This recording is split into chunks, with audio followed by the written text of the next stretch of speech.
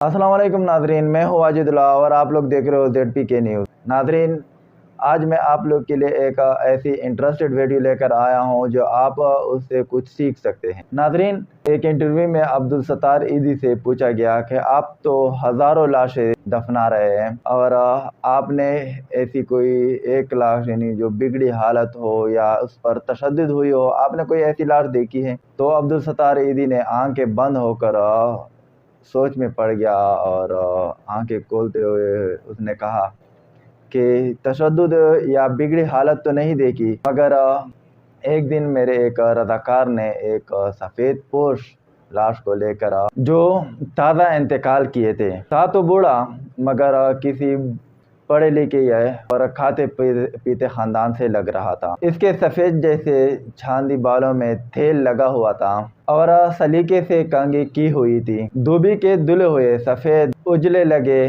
कलफ suit में उसकी शख्सियत बड़ी बावकार लग रही थी वो अब सिर्फ एक लाश। ईदी साहब फिर कुछ सोचते हुए कहा, हमारे पास रोज़ाना कई लाशें लाई जाती हैं, मगर ऐसी लाश जो अपनी नकश छोड़कर जाते हैं वो कम ही आती हैं। इस लाश को मैं गौर से देख रहा था कि मेरे रज़ाकार ने बताया। उसने कराची के एक पोश बस्ती का नाम लेकर कहा कि ये लाश उस के बंगले के बाहर पड़ी हुई थी।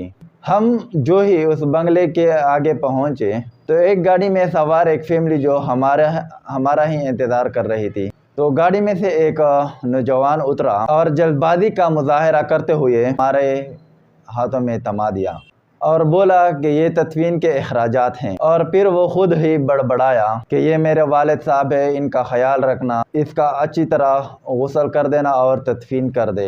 इतने में गाड़ी से आवाज़ आई, तुम्हारी फ़्लाइट निकल जाएगी। ये सुनते ही नौजवान पलटा और मज़ीद कोई बात किए बगैर गाड़ी में सवार हो गया और गाड़ी फर से आंखों के सामने से गायब हो गई। ईदी साहब बोले, इस लाश के मुतालिक जानकर मुझे बहुत दुख हुआ और एक बार फिर उस बदकिस्मत शख्स की तरफ देखा तो मुझे ऐसा लगा जैसे वो बाजू से मुझे दरख्वास्त कर रहा है कि ईदी साहब, सारे लवारिस के वारिस आप हैं और मुझ बदकिस्मत के वारिस भी आप बन जाएं। और मैंने फ़ौरन फ़ैसला किया कि इस लाश को गुस्ल भी मैं दूंगा और तदफीन भी मैं खुद करूंगा। फिर जो है गुस्ल किया तो फिर उस उजले जिस्म को देखकर मैं सोचने लगा कि जो शख्स अपनी ज़िंदगी में इस कदर मुतबर और एहसास होगा कि उसने अपनी औलाद की परवरिश में कि किया नाज व नम उठाए, मगर बेटे के पास तदफीन का वक़्त भी न था। उसे बाप को कब्र उतारने से ज़्यादा फ़्लाइट निकल जाने की फ़िक्र थी और यूँ इस लाश को गुस्ल देते हुए मेरी आंखों से आंसू निकल पड़े। फिर वो अपने कंधे पर कपड़े से अपने आंसू पोंछते हुए बोले, काश कि हम अपने औलादों को ऐश व इशरत की बजाय बेहतर तालीम और तरबियत पर ज़ोर दें। नाज़रीन, ये थी आज की टॉपिक जो कि इससे आप लोग बहुत कुछ सीख सकते हो ज़िंदगी में। जिस मकाम तक आप पहुंच जाओ, लेकिन अपने वालिदैन की जो कुर्बानियाँ थी वो उनको ना भूलिए। नाज़रीन, इस तरह की इंटरेस्टेड वीडियो के लिए मेरे चैनल को सब्सक्राइब करें और बेल आइकॉन पर क्लिक करें ताकि इस तरह की इंटरेस्टेड वीडियो आपको मिलती रहे। वस्सलाम।